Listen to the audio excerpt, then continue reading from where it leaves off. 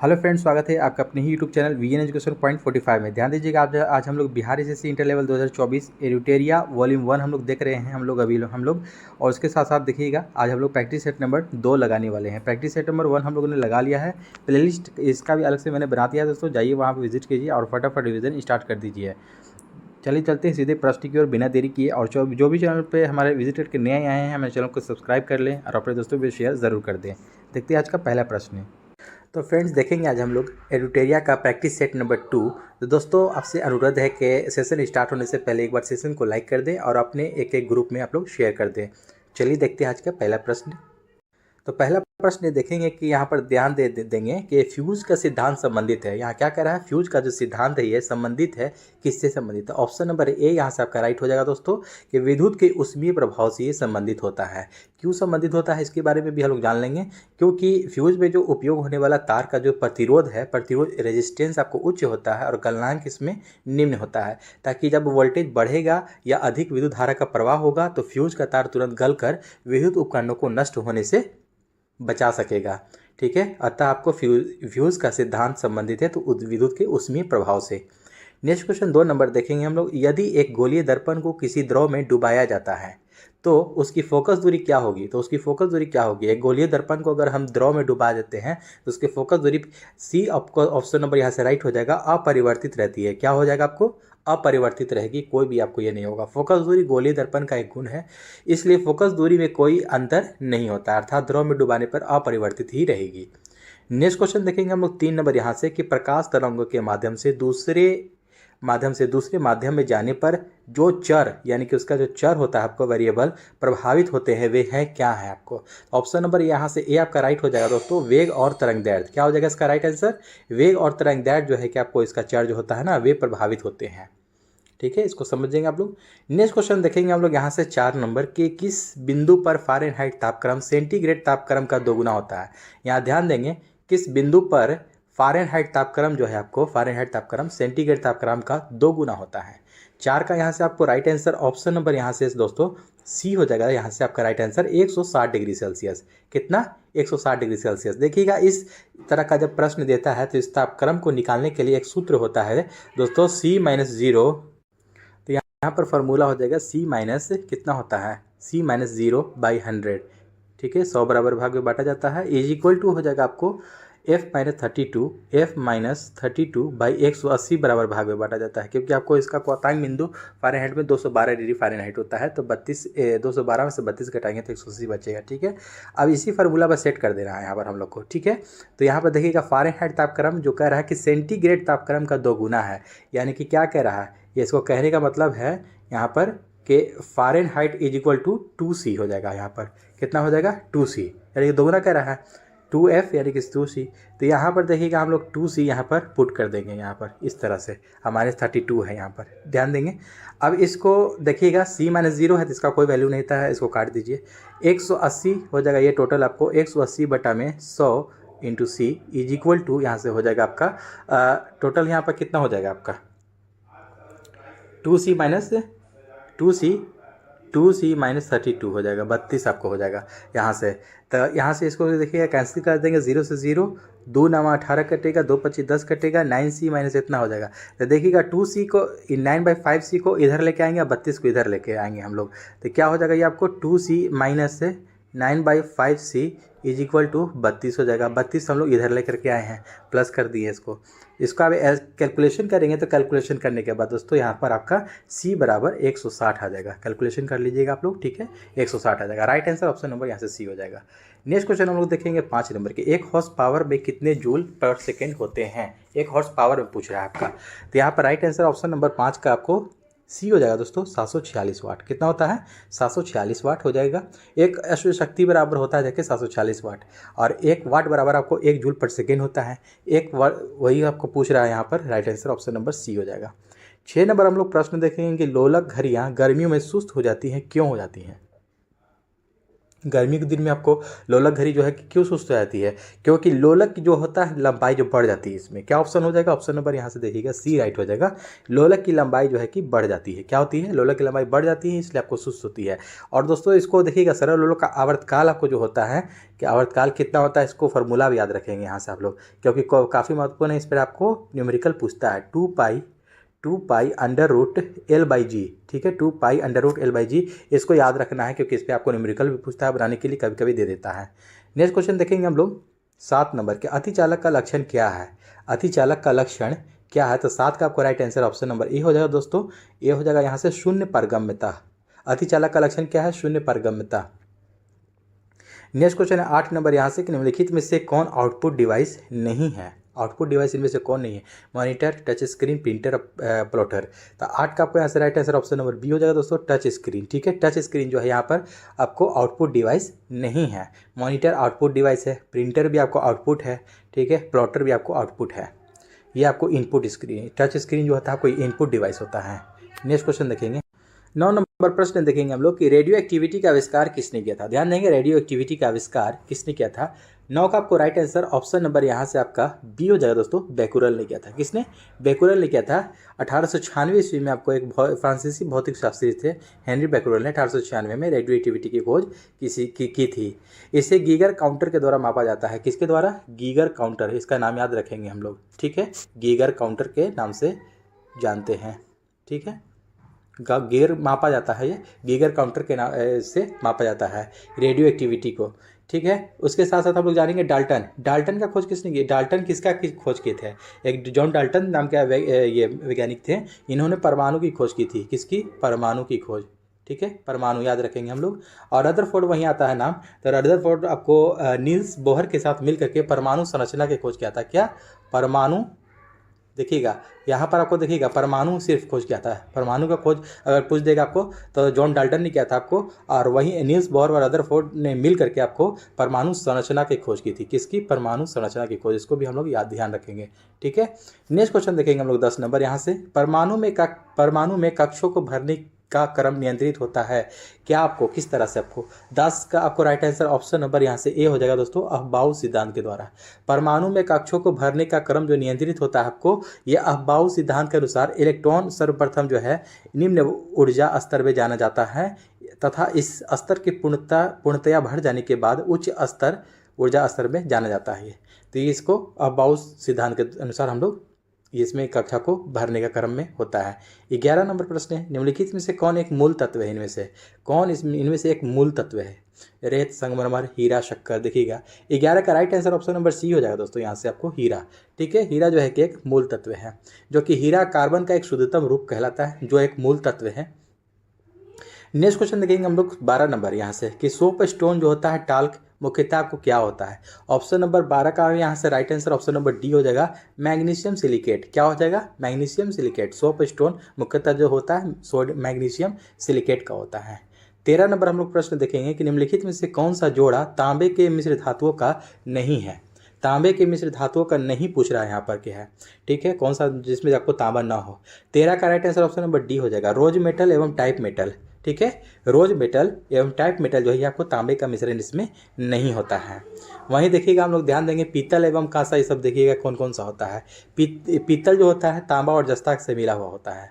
ठीक है, वहीं नेक्स्ट क्वेश्चन देखेंगे हम लोग 14 नंबर यहाँ से कि बेकिंग सोडा क्या है? देखिएगा ध्यान देंगे, बेकिंग सोडा क्या? ऑप्शन नंबर यहाँ से ए हो जाएगा दोस्तों, सोडियम हाइड्रोजन कार्बोनेट है। तो इसमें हम लोग ध्यान देंगे दोस्तों, बेकिंग सोडा जो होता है आपको, ये जिसको हम लोग खाते हैं, ठीक है, घर में आपको इस्तेमाल किया जाता है इसका। तो बेकिंग सोडा जो होता है आपको सोडियम हाइड्रोजन कार्बोनेट के नाम से भी जाना जाता है, सोडियम बाइकार्बोनेट के नाम से भी। देखिए आप लोग सब लोग जानते हो कि सोडियम बाइकार्बोनेट, तो sodium bicarbonate, sodium hydrogen carbonate और बेकिंग सोडा और बेकिंग पाउडर, ये चारों नाम से हम लोग जानते हैं इसको। ठीक है, ये आपको बेकिंग सोडा हो जाता है। इसका सूत्र क्या हो जाता है दोस्तों? सूत्र भी याद रखना बहुत कंपलसरी है। देखिएगा इसका सूत्र होता है NaHCO3, इसका सूत्र भी कभी कभी पूछ देता है। और वहीं जो धोवन सोडा जो होता है, जिसको हम लोग सोडियम कार्बोनेट सिर्फ कहते हैं, क्या कहते हैं? सिर्फ सोडियम कार्बोनेट या वाशिंग सोडा या धोने का सोडा, उसका सूत्र होता है जाके Na2CO3 × 10H2O। ठीक है, Na2CO3 × 10H2O होता है उसका सूत्र। नेक्स्ट क्वेश्चन देखिए हम लोग 15 नंबर, निम्नलिखित में से वैज्ञानिकों में से स्थिर अनुपात के नियमों को प्रतिपादित किया था?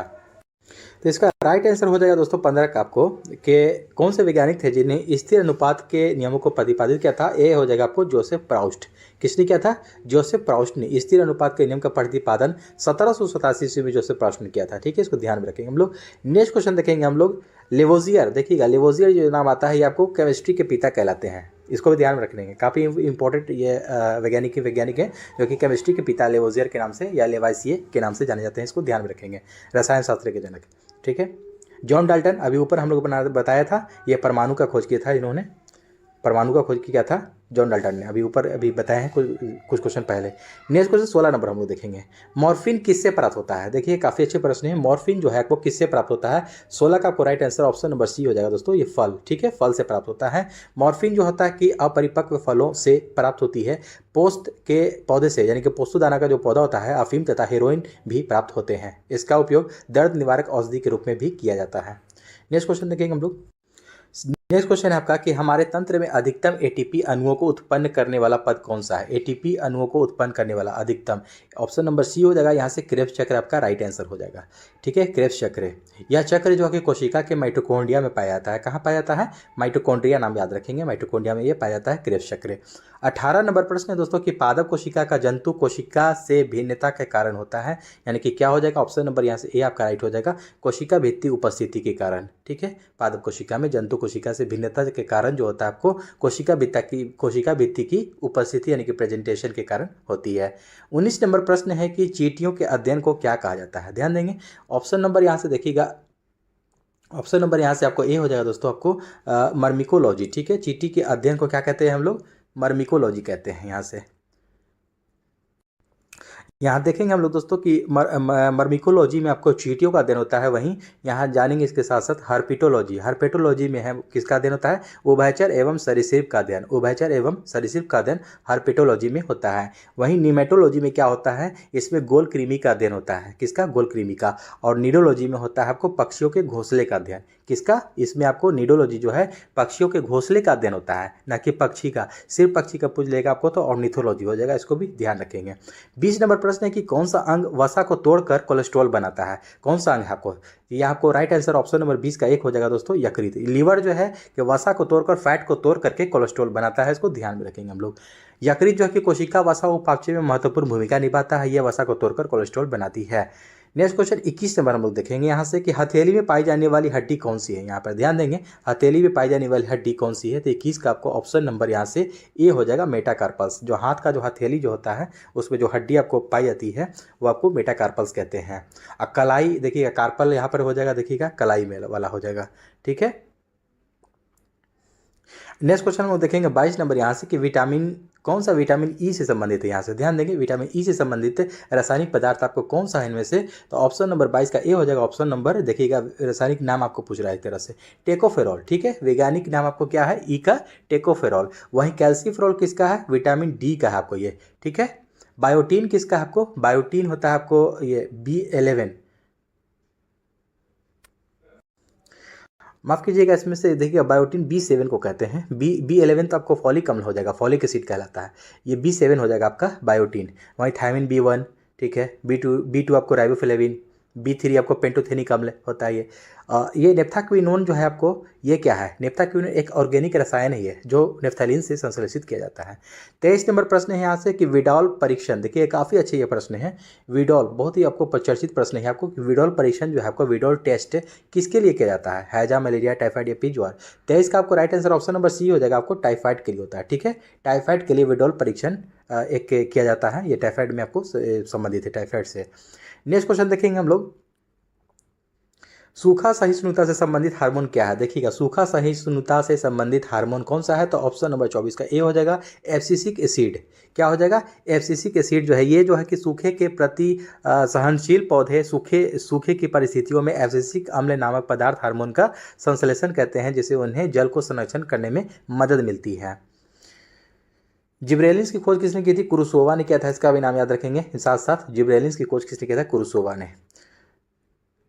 नेक्स्ट क्वेश्चन देखेंगे हम लोग, साल के टीका निम्नलिखित में से किस व्याधि से संबंधित है? साल के टीका निम्नलिखित में से किस व्याधि से संबंधित है? 25 का ऑप्शन नंबर डी हो जाएगा, ये पोलियो से। ठीक है, पोलियो से संबंधित है।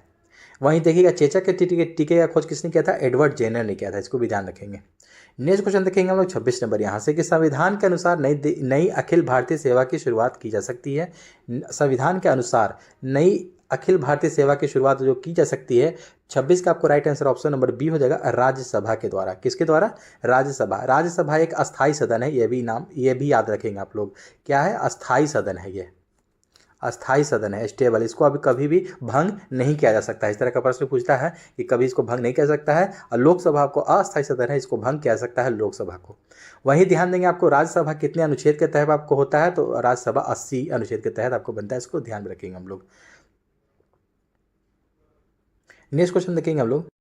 नेक्स्ट क्वेश्चन आपको 27 नंबर की किस वाद में सर्वोच्च न्यायालय ने यह स्पष्ट किया कि मूल अधिकार एवं नीति निर्देशक तत्व एक दूसरे के पूरक है। ध्यान देंगे किस सर्वोच्च न्यायालय में आपको कौन से वाद में आपको यह स्पष्ट कर दिया कि आपको मूल अधिकार एवं नीति निर्देशक तत्व एक दूसरे के पूरक है। तो आपको राइट आंसर सी हो जाएगा, मिनर्वा मिल्स विवाद वाद है, ठीक है। मिनर्वा मिल्स वाद जो था को ये 1980 में हुआ था। कब, 1980 में हुआ था, इसी में स्पष्ट कर दिया। नेक्स्ट क्वेश्चन हम देखेंगे 28 नंबर यहाँ से कि राष्ट्रीय आपात के उद्घोषणा के समय संसद निम्न में से किस अनुच्छेद के तहत राज्य सूची के विषय पर कानून बना सकती है। तो अनुच्छेद आपको 250 के अनुसार बना सकती है। आपको राइट आंसर अनुच्छेद 250 हो जाएगा। नेक्स्ट क्वेश्चन है 29 नंबर के निम्नलिखित में से कौन सी भारतीय संविधान के समर्थित सूची में नहीं है। देखिएगा भारत समर्थित सूची में आपको नहीं है भारतीय संविधान के। 29 का आपको right answer option number D हो जाएगा दोस्तों, सार्वजनिक व्यवस्था। ये आपको राज्य सूची में पड़ता है, यहाँ से ध्यान देंगे, राज्य सूची में पड़ता है आपको सार्वजनिक व्यवस्था। अगला प्रश्न है 30 नंबर यहाँ से कि निम्नलिखित में से कौन राष्ट्रपति के प्रसाद पर्यंत पद धारण नहीं कर सकता है। राष्ट्रपति के प्रसाद पर्यंत पद धारण नहीं कर सकता है, तो ये आपको राइट आंसर सी हो जाएगा यहाँ से, लोकसभा अध्यक्ष है। क्योंकि लोकसभा अध्यक्ष जो है कि आपको लोकसभा के लोग ही मिल करके आपस में वहाँ पर एक अध्यक्ष आपको चुन लेते हैं, स्पीकर जिसको कहा जाता है, ठीक है। नेक्स्ट क्वेश्चन देखेंगे 31 नंबर यहाँ से हम लोग। 31 नंबर प्रश्न है कि निम्नलिखित में से किसकी सिफारिश पर केंद्र द्वारा राज्यों को वैधानिक अनुदान दिए जाते हैं। राज्यों को वैधानिक अनुदान दिए जाते हैं किसकी सिफारिश पर, केंद्र के द्वारा। तो यहाँ से राइट आंसर 31 का सी हो जाएगा दोस्तों, वित्त आयोग। क्या हो जाएगा, वित्त आयोग के द्वारा। वहीं आपको वित्त आयोग जो पूछ देगा कि भारतीय संविधान में कौन से अनुच्छेद के अंतर्गत वित्त आयोग का गठन का प्रावधान किया गया है, यह भी आप लोग याद रखेंगे, अनुच्छेद 280। क्या हो जाएगा, अनुच्छेद 280।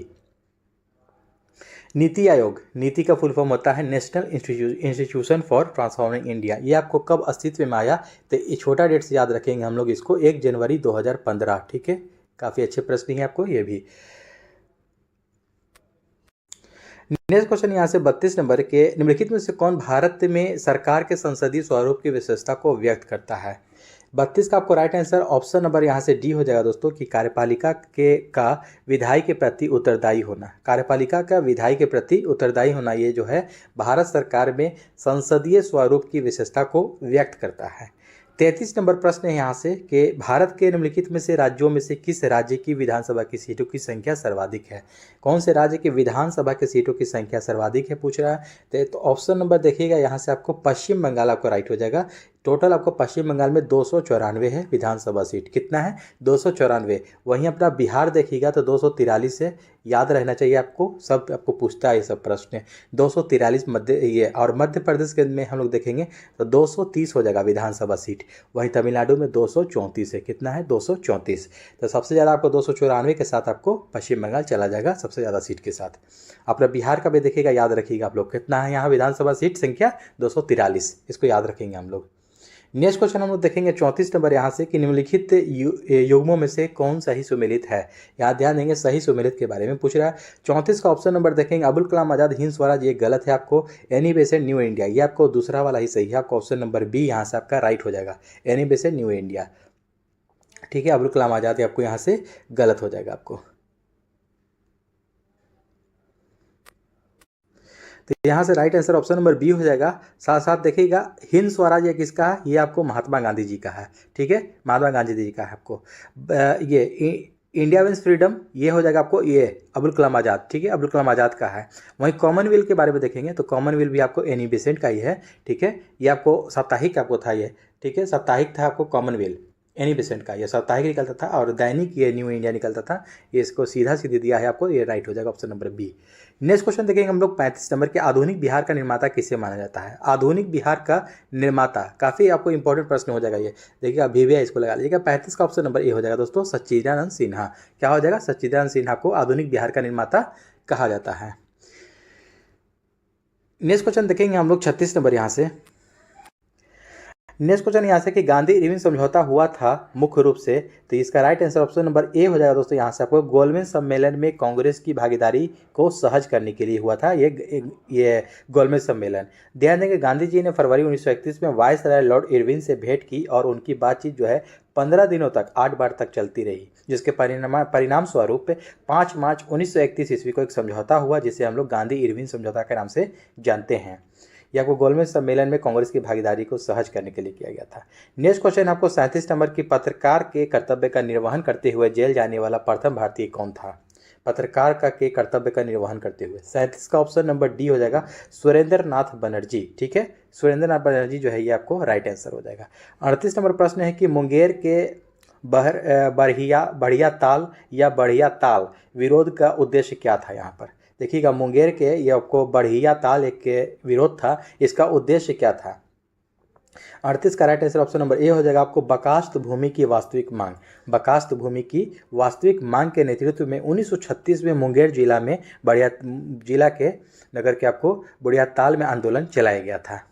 नेक्स्ट क्वेश्चन हम लोग देखेंगे 39 नंबर, निम्नलिखित में से किस शासक के सिक्कों पर नाव का चिन्ह अंकित मिला है? ध्यान देंगे, काफ़ी इंपॉर्टेंट प्रश्न हो जाएगा ये कि कौन सा शासक था जिसके सिक्कों पर नाव का चिन्ह अंकित मिला है? ये आपको राइट आंसर ऑप्शन नंबर यहाँ से आपका 39 का सी हो जाएगा, यज्ञ श्री शतकर्णी। ठीक है, यज्ञ श्री शतकर्णी का हो जाएगा। नेक्स्ट क्वेश्चन देखेंगे हम लोग 39 नंबर यहाँ से कि कौन सा सुल्तान नया धर्म चलाना चाहता था किंतु उलेमा लोगों ने विरोध किया? कौन सा सुल्तान था जो कि नया धर्म चलाना चाहता था लेकिन कुछ उलेमाओं ने लोगों का विरोध किया? 40 का आपको right answer option number B हो जाएगा, अलाउद्दीन खिलजी जो था ये कि नया धर्म चलाना चाहता था। इसका देखिएगा, अलाउद्दीन खिलजी का अपना राज्याभिषेक के बाद सिकंदर द्वितीय यानी कि सिकंदर सानी की उपाधि धारण की उसने और उसे अपने सिक्कों पर अंकित करवाया। एक नवीन धर्म चलाने की कोशिश भी की किंतु अपने मित्र और दिल्ली के कोतवाल के कहने पर छोड़ दिया। 41 नंबर प्रश्न देखेंगे हम लोग यहाँ से, निम्नलिखित शासकों में से किस एक ने 4 अश्वमेध यज्ञ संपादन किया था? 4 अश्वमेध यज्ञ संपादन किया था। ऑप्शन नंबर बी हो जाएगा आपको, प्रवरसेन प्रथम। क्या हो जाएगा? 41 का right answer option number B, Pravarasena प्रथम ने किया था। नेक्स्ट क्वेश्चन देखेंगे हम लोग 42 नंबर यहाँ से कि चोल राजाओं में किस एक ने सिलोन पर विजय प्राप्त की थी? सिलोन, ठीक है, सिलोन अभी वास्तविक नाम इसका क्या है? श्रीलंका, नाम याद रखेंगे। सिलोन पुराना नाम था श्रीलंका का ही। तो चोल राजाओं ने इनमें से कौन ने सिलोन पर विजय प्राप्त की थी? 42 का right answer option number C हो जाएगा आपको, राजेंद्र प्रथम ने किया था। किसने? राजेंद्र प्रथम ने चोल वंश का सबसे महत्वपूर्ण शासक था ये आपको, चोल वंश का।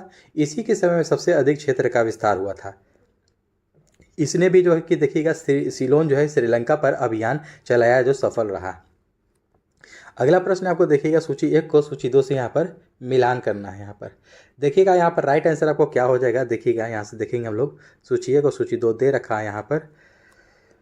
तो ऋग्वेद क्या हो जाएगा? ऋग्वेद जो हो जाएगा आपका यहाँ से देखिएगा, एक का यहाँ पर 4 हो जाएगा यहाँ से आपका कि स्रोत एवं प्रार्थनाएं, स्रोत एवं प्रार्थनाएं का वर्णन मिलता है इसमें आपको। ऋग्वेद में टोटल आपको 10 मंडल हैं। ठीक है, सूक्तों की संख्या 1028 हो जाती है और ऋचाएँ टोटल कितना है? 10,462। सब इस चीज़ आपको याद करते चलेंगे साथ में। यजुर्वेद क्या है? यजुर्वेद का हो जाएगा बी का यहाँ पर आपको 2 हो जाएगा आपको, स्रोत एवं कर्मकांड से संबंधित है ये। सामवेद क्या हो जाएगा? सामवेद जो हो जाएगा ये 1 हो जाएगा, गाई जा सकने वाली है वेद है सामवेद, संगीतमय स्रोत है इनमें से। और अथर्ववेद जो हो जाएगा आपको ये तंत्र मंत्र जादू टोना वशीकरण सब इसमें मिलता है, इसको ध्यान रखेंगे। साथ साथ इसको भी याद रखेंगे कि अथर्ववेद में टोटल आपको ये कितने ये हैं वेद टोटल कितने हैं? तो इसमें मंडल की संख्या आपको 20 है और ऋग्वेद में 10 मिलता है। ठीक है, इसको ध्यान रखेंगे हम लोग। तो ऑप्शन नंबर यहाँ से ए आपका राइट हो जाएगा। नेक्स्ट क्वेश्चन देखेंगे हम लोग यहाँ से 44 नंबर प्रश्न है कि अशोक को सर्वप्रथम कहाँ का शासक नियुक्त किया गया था? ध्यान देंगे, अशोक को सर्वप्रथम कहाँ का शासक नियुक्त किया गया था? ऑप्शन नंबर सी हो जाएगा, उज्जैन। कहाँ का? 44 का सी हो जाएगा, उज्जैन का शासक आपको नियुक्त किया गया था। ध्यान देंगे हम लोग कि अशोक को सर्वप्रथम उज्जैन का शासक नियुक्त तो किया ही गया था। अशोक का राज्याभिषेक कब हुआ था आपको 269 बीसी में, यानी कि ईसा पूर्व में हुआ था। अशोक जो नाम मिलता है आपको मास्की एवं गुर्जरा अभिलेख में मिलता है, जो कि मास्की आपको आंध्र प्रदेश में पड़ता है और गुर्जरा आपको मध्य प्रदेश में। इसको ध्यान में हम लोग रखेंगे। नेक्स्ट क्वेश्चन 45 नंबर यहाँ से कि निम्नलिखित में से किसने वर्नाकुलर प्रेस एक्ट को लागू किया था? वर्नाकुलर प्रेस एक्ट को किसने लागू किया? 45 का ए हो जाएगा यहाँ से लॉर्ड लिट्टन ने। लॉर्ड लिट्टन ने 1878 ईस्वी में, कब? 1878 ईस्वी में लॉर्ड लिट्टन ने वर्नाकुलर प्रेस एक्ट को जारी किया था। अगला प्रश्न है आपका यहाँ से कि पर्यावरण अनुकूलन उपभोक्ता उत्पादों को चिन्हित करने के लिए सरकार के द्वारा क्या आरंभ किया गया? 46 का right answer option number A हो जाएगा आपको इको मार्क। पर्यावरण अनुकूल उपभोक्ता उत्पादों को चिन्हित करने के लिए इको मार्क, ठीक है, इसको ध्यान रखेंगे। नेक्स्ट क्वेश्चन आपका यहाँ से कि ध्यान देंगे कि विश्व का विशालतम पारिस्थितिकी तंत्र निम्नलिखित में से कौन सा है? क्या है? पारिस्थितिकी तंत्र आपको विशालतम पूछ रहा है तो समुद्र हो जाएगा ऑब्वियसली आपका, ठीक है। विश्व का सबसे बड़ा आपको पारितंत्र या पारिस्थितिकी तंत्र जो है आपको समुद्र है।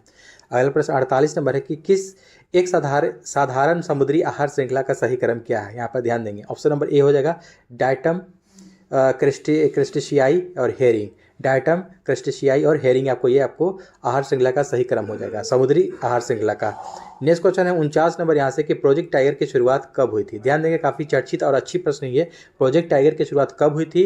तो 49 का आपको right answer option number B हो जाएगा दोस्तों। 1973 ईस्वी में प्रोजेक्ट टाइगर की शुरुआत हो गई थी। 50 नंबर प्रश्न है कि बीज बचाओ आंदोलन का संबंध किस राज्य से है? उत्तराखंड राज्य से है। ऑप्शन नंबर यहाँ से बी आपका राइट हो जाएगा, बीज बचाओ आंदोलन, ठीक है, बीज बचाओ आंदोलन कौन सा राज्य? उत्तराखंड। अगला प्रश्न हम लोग देखेंगे 52 नंबर यहाँ से कि भारत का सबसे बड़ा बाघ अभ्यारण्य निम्नलिखित में से कौन सा है? सबसे बड़ा बाघ अभ्यारण्य पूछ रहा है यहाँ से, कौन सा हो जाएगा? 51 का आपको राइट आंसर ऑप्शन नंबर यहाँ से बी हो जाएगा दोस्तों।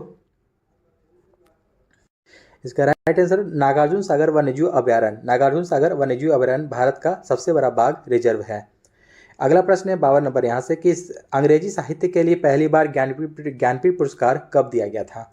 52 का right answer option number D हो जाएगा दोस्तों। 2018 में अंग्रेजी साहित्य के लिए पूछ रहा है यहाँ पर, पहली बार ज्ञानपीठ पुरस्कार 2018 में मिला था। नेक्स्ट क्वेश्चन देखेंगे हम लोग 53 में बर्फानी तूफान किस प्रकार की आपदा है? देखिएगा, बर्फानी तूफान कौन से प्रकार की आपदा कहलाती है? 53 का ए हो जाएगा दोस्तों, ये वायुमंडलीय आपदा है। क्या है? वायुमंडलीय आपदा।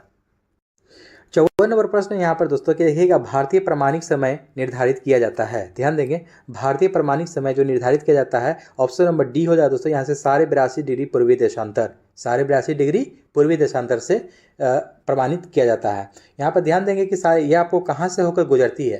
तो ये हो जाएगा आपको, ये 5 राज्य से होकर गुजरती है। 82.5 डिग्री पूर्वी देशांतर ये इलाहाबाद के समीप नैनी से गुजरती है। एग्जैक्ट आपको इलाहाबाद में एक नैनी जगह है, मिर्जापुर में पड़ता है ये, वहीं से आपको ये गुजरती है और 5 राज्य से होकर गुजरती है। इसका एक ट्रिक है, मैं बताऊँगा आप लोग को। उत्तर आंध्रा माही छतरी लेकर उड़ा, ठीक है, इसको मैं लिख देता हूँ। उत्तर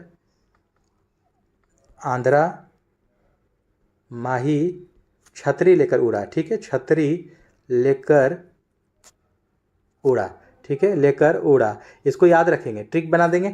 ये आपको जो भारतीय मानक समय जो से गुजरती है, ये इतने राज्य से होकर गुजरती है, 5 राज्य से। उत्तर आंध्रा माही छतरी लेकर उड़ा, यानी कि उत्तर प्रदेश, आंध्र प्रदेश, माही से हो जाएगा मध्य प्रदेश, छतरी से हो जाएगा छत्तीसगढ़, लेकर उड़ा उड़ीसा एक हो जाएगा लास्ट, उड़ा यानी कि उड़ीसा। ये 5 राज्य से होकर गुजरती है। इसको ट्रिक लिख लेंगे आप लोग, सब कभी नहीं भूलिएगा, ठीक है। इस प्रकार से देखिए प्रश्न पूछ देता है कि इनमें से कौन सा राज्य है जहाँ से होकर नहीं गुजरती है भारतीय प्रमाणिक मानक समय भारतीय, तो ये आपको ट्रिक याद रहेगा, तो यहाँ से आप लोग आसानी से आंसर लगा सकते हैं।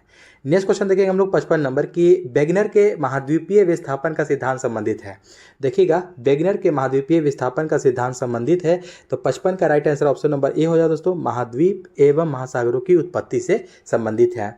56 नंबर प्रश्न है कि अटकामा का मरुस्थल स्थित है, ये कहाँ स्थित है? अटकामा का मरुस्थल कहाँ स्थित है? 56 का आपको right answer option number D हो जाएगा, ये दक्षिण अफ्रीका में पड़ता है दोस्तों, अटकामा मरुस्थल। नेक्स्ट क्वेश्चन निम्नलिखित में से कौन सा युग्म सही नहीं है? यहाँ पर देखिएगा, पंपास अर्जेंटीना में पड़ता है, सही है। डाउन्स ऑस्ट्रेलिया सही है। वेल्ड दक्षिण अफ्रीका सही है। लानोज चिली ये आपका गलत हो जाएगा, ऑप्शन नंबर डी यहाँ से आपका राइट हो जाएगा। 57 का क्या हो जाएगा? ऑप्शन नंबर डी हो जाएगा। लानोज ऐसे एक्चुअल में चिली में नहीं पड़ता है, आपको ये कहाँ पड़ता है? वेनेजुएला लिख लीजिएगा, llanos Venezuela. Next question 58 number यहाँ से कि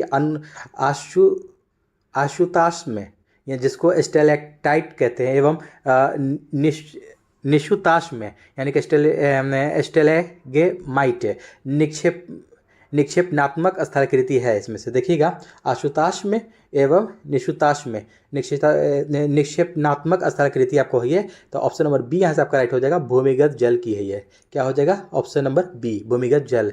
अगला प्रश्न यहाँ से आपको 59 नंबर के निम्नलिखित नगरों या शहर में कौन भारत का पिट्सबर्ग कहलाता है? देखिएगा भारत का पिट्सबर्ग किसे कहते हैं हम लोग? 59 का right answer option number B हो जाएगा यहाँ से, जमशेदपुर को भारत का पिट्सबर्ग कहते हैं। जमशेदपुर ये जो है कि आपको देखिएगा जमशेदपुर भारत का पिट्सबर्ग आपको जमशेदपुर है, या भारत का पहला इस्पात शहर है। 1907 में टाटा स्टील प्लांट जमशेदपुर में ही स्थापित किया गया था। नेक्स्ट क्वेश्चन 60 नंबर, बैलाडीला जो कि छत्तीसगढ़ में है, किस खनिज के लिए उत्पादन के लिए प्रसिद्ध है? बैलाडीला किस खनिज के उत्पादन के लिए आपको फेमस है यहाँ पर? तो ऑप्शन नंबर 60 का सी हो जाएगा, लौह अयस्क के लिए आपको प्रसिद्ध है, फेमस है। तांबा के लिए आपको खेतरी, राजस्थान का आपको खेतरी फेमस हो जाता है। 61 नंबर प्रश्न, निम्नलिखित में से किसका संबंध कथकली नृत्य से नहीं है? कथकली नृत्य से नहीं है। 61 का right answer option number D हो जाएगा आपको, मायाधर रावत। क्या हो जाएगा? मायाधर रावत आपको इनमें से संबंधित नहीं है, कथकली नृत्य से संबंधित नहीं है। अदरवाइज आपको कृष्ण नायर, राधा मोहन और वी नारायण मेनन ये आपको कथकली नृत्य से संबंधित हैं। नेक्स्ट क्वेश्चन है, विश्व स्तनपान दिवस प्रतिवर्ष कब मनाया जाता है? 62 का आपको right answer option number A हो जाएगा दोस्तों, 1 अगस्त को विश्व स्तनपान दिवस आपको मनाया जाता है।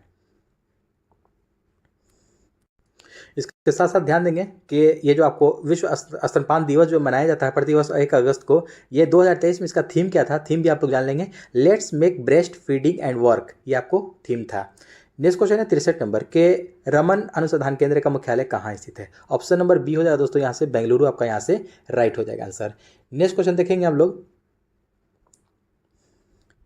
अगला प्रश्न देखेंगे हम लोग यहाँ से, तेंजिंग नोर्गे साहसिक पुरस्कार की शुरुआत किस वर्ष से की गई थी? 64 का आपको right answer option number D हो जाएगा, 1993 से तेंजिंग नोर्गे।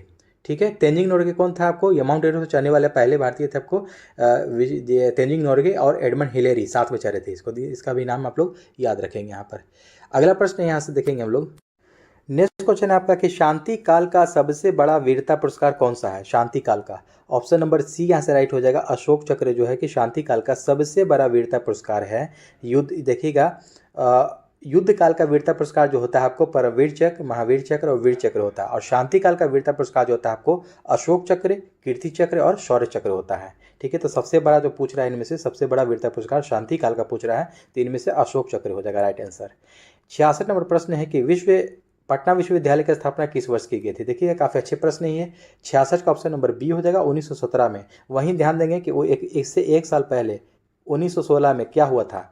पटना हाईकोर्ट की स्थापना की गई थी। पटना हाईकोर्ट की स्थापना अगर पूछ देगा तो 1916, और पटना विश्वविद्यालय की स्थापना 1917 में। इसको ध्यान में हम लोग रखेंगे। नेक्स्ट क्वेश्चन देखेंगे हम लोग यहाँ से,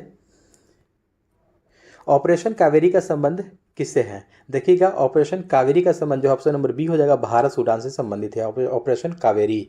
ठीक है, क्या है आपको ये ऑपरेशन कावेरी? 2023 में सूडान में मौजूद देखिएगा 2023 में सूडान में मौजूद संकट के कारण भारत ने अपने नागरिकों को वहां से निकालने के लिए ऑपरेशन कावेरी की शुरुआत की थी। ऑपरेशन कावेरी क्या था? सूडान में जो आपको संकट आया था, मौजूदा संकट के कारण भारतीय नागरिकों को वहां से निकालने के लिए किया गया था। नेक्स्ट क्वेश्चन आपको कि किस राज्य के द्वारा लाडली बहन योजना की शुरुआत की गई? लाडली बहन योजना की शुरुआत जो की गई थी किस राज्य के द्वारा? 68 का right answer option number C हो जाए दोस्तों, मध्य प्रदेश के द्वारा किया गया था ये आपको। 2023 को मध्य प्रदेश के होशंगाबाद जिले में नर्मदा जयंती एवं नर्मदापुरम के गौरव दिवस पर लाडली बहन योजना की शुरुआत की गई थी। इस योजना के अनुसार गरीब बहनों को प्रति माह 1000 रुपये दिया जाना प्रस्तावित है।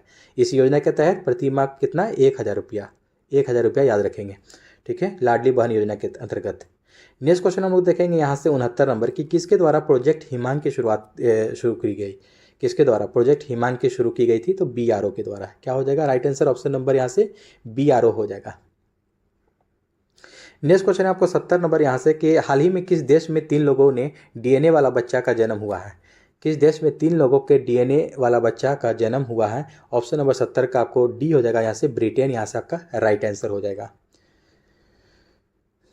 अगला प्रश्न है आपको 71 नंबर यहाँ से कि वर्ल्ड हैप्पीनेस इंडेक्स 2023 में दूसरे स्थान पर कौन सा देश है। देखिएगा आपको दूसरे स्थान पर पूछ दिया है यहाँ पर। इस तरह से भी आपको प्रश्न एग्जामिनेशन में पूछा जाता है, तो क्योंकि आपको पहला नंबर तो लगभग सभी लोग जानते हैं।